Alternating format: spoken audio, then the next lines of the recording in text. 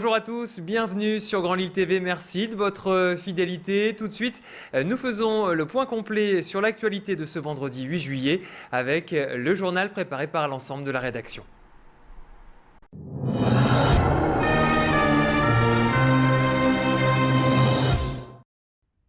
Agression sexuelle à Roubaix, une femme d'une quarantaine d'années a été violentée près de la piscine de Roubaix. Les caméras de vidéosurveillance ont filmé la scène, on y voit l'auteur présumé des faits, un homme d'une trentaine d'années entraîner de force sa victime dans un recoin à l'abri des caméras. La victime en ressort quelques minutes plus tard, poursuivie par son agresseur, à moitié dévêtu. C'est l'opérateur des caméras de vidéosurveillance qui a donné l'alerte. La police est donc rapidement intervenue et a pu arrêter le suspect. Il a été placé en détention provisoire.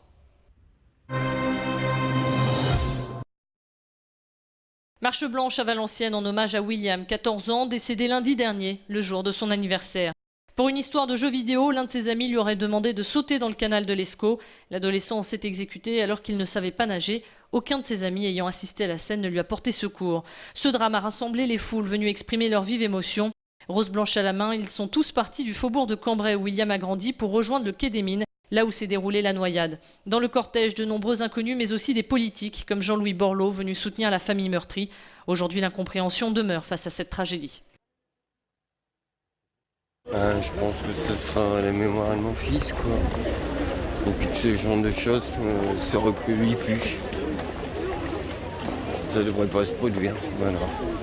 Quand il y a un drame comme ça, les familles que je connais, en tous les cas le quartier, c'est votre communauté qui est touchée, c'est votre famille qui est touchée, c'est la moindre des choses.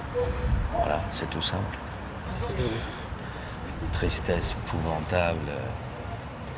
Je crois qu'il n'y a pas de pire drame.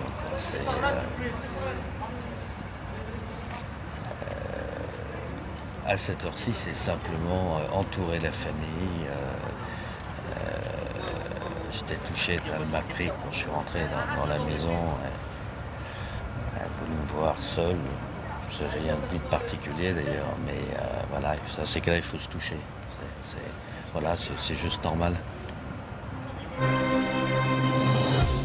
Démantèlement d'un réseau de trafiquants de drogue à Lille Sud, dans le quartier de la Briqueterie. 50 policiers aidés du GIPN ont interpellé en flagrant délit 2 hommes en pleine transaction.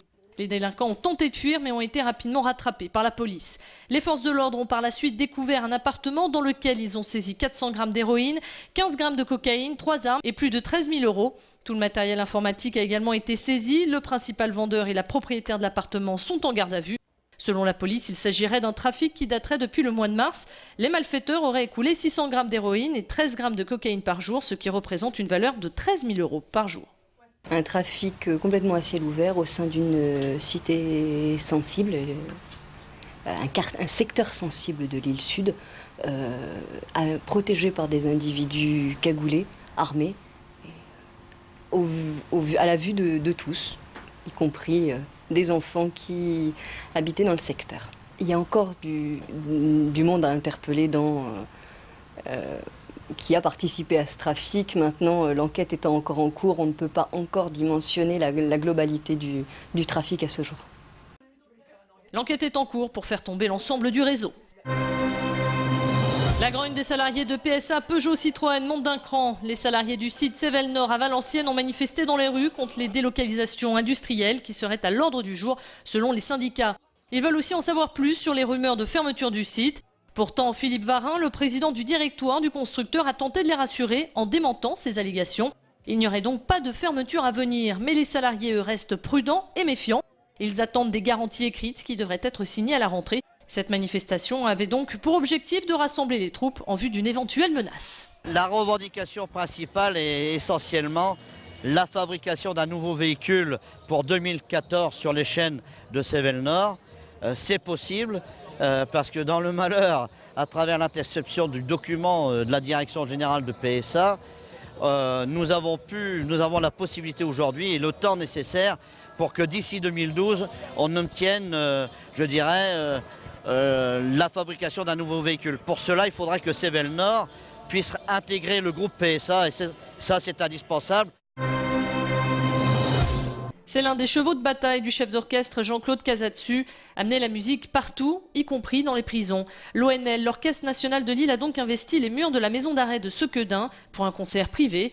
Au programme, les préludes de Liszt et la symphonie numéro 7 de Beethoven. Un moment d'évasion et de plaisir pour les détenus. J'ai déjà participé à 2 autres. En gros, c'était des groupes. Il y a eu un groupe oriental qui est venu et un autre groupe de jeunes aussi de Lille, qu'on appelle de la musique. Et c'est autre chose. La musique classique, c'est autre chose. Une évasion, on va dire. C'est vachement agréable à écouter. Ça change du quotidien, de ce qu'on peut entendre surtout dans ce genre d'endroit. C'est joli, très joli. Mais au grand plaisir de rencontrer ce genre d'orchestre à l'extérieur. Participer à un genre de spectacle. Oui. Pas ici, je ne vais pas dire malheureusement, on va dire heureusement. Mais ouais, à revivre. La musique, vous savez, il faut essayer de la proposer avec la plus grande qualité possible. Je crois que la démarche n'est valable que si on offre le meilleur en toutes circonstances, quel que soit le public. Comme vous l'avez vu, nous jouons en smoking, et exactement avec le même esprit que devant un public. Nous étions à Vienne l'année dernière. Eh bien, quand on est dans la musique, on doit essayer de permettre à tous ceux qui l'entendent de se dire voilà, nous sommes respectés. Merci d'avoir suivi ce journal. Tout de suite, retrouvez la météo sur Grand Lille TV.